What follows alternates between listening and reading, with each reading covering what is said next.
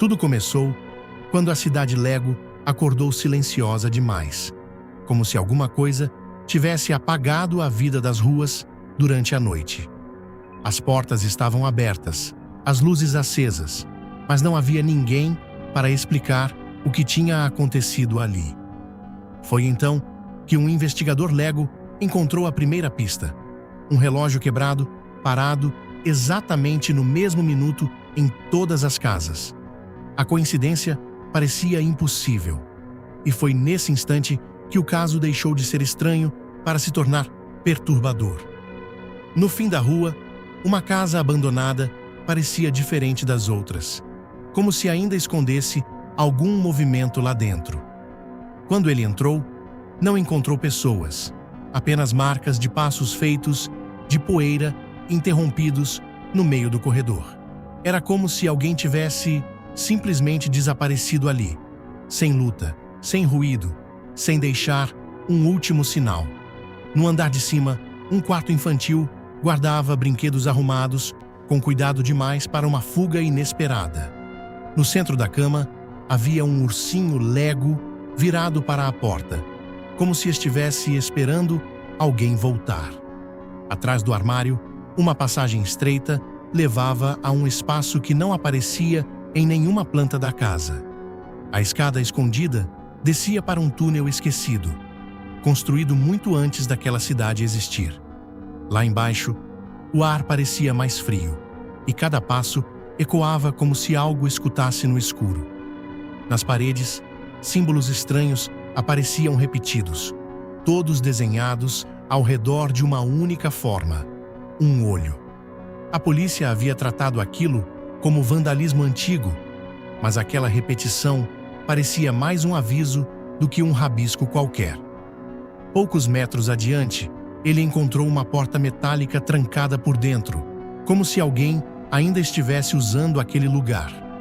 Quando a porta cedeu, surgiu um laboratório esquecido, intacto, como se o tempo tivesse parado ali também. No centro da sala, havia fotografias da cidade inteira, e em todas faltava exatamente a mesma pessoa. O mais assustador era que ninguém se lembrava dela, como se a própria memória da cidade tivesse sido apagada. Em um arquivo oculto, surgiu o nome de uma pesquisadora Lego que desapareceu antes da inauguração da cidade. Diziam que ela estudava uma energia capaz de alterar lembranças, percepções e até a sensação de tempo. Na noite do teste final, uma falha atingiu toda a cidade, e depois disso, ninguém mais falou sobre ela. Só que havia um detalhe ainda pior. Os relógios não marcaram o momento da falha, mas o instante em que algo saiu do controle. O investigador percebeu então que não estava reconstruindo um desaparecimento, mas seguindo os rastros de uma libertação. Atrás de uma parede falsa, ele encontrou uma câmara circular selada com arranhões na parte interna. Aquilo significava que alguém, ou alguma coisa, tentou sair desesperadamente daquele lugar. No chão, uma pequena peça dourada vibrava sozinha, emitindo uma luz fraca que parecia responder à presença dele. No instante em que ele a tocou, imagens invadiram sua mente como memórias que nunca foram dele. Ele viu moradores parando no meio da rua, olhando para o céu, como se tivessem recebido o mesmo chamado invisível. Viu também a pesquisadora correndo pelos túneis, tentando trancar algo que já havia escapado. Mas a última visão foi a mais inquietante de todas: a própria cidade observando de volta.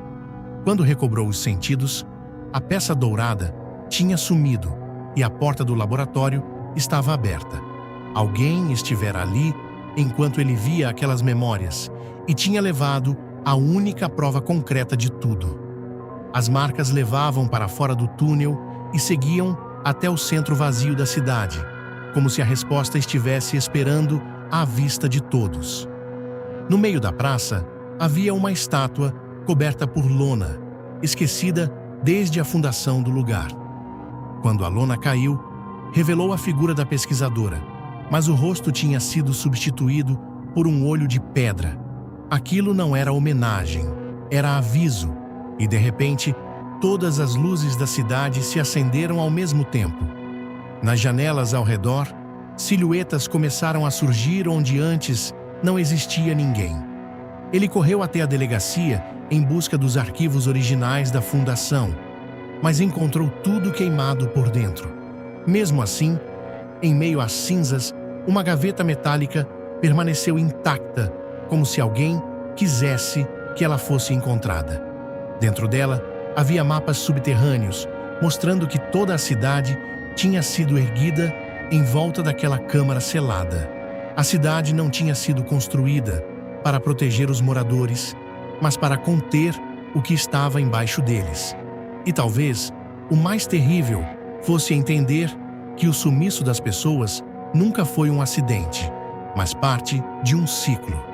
Nos registros mais antigos, o mesmo padrão surgia décadas antes, sempre com ruas vazias e memórias quebradas. Toda vez que a cidade esquecia demais, alguma coisa voltava para se alimentar do que restava.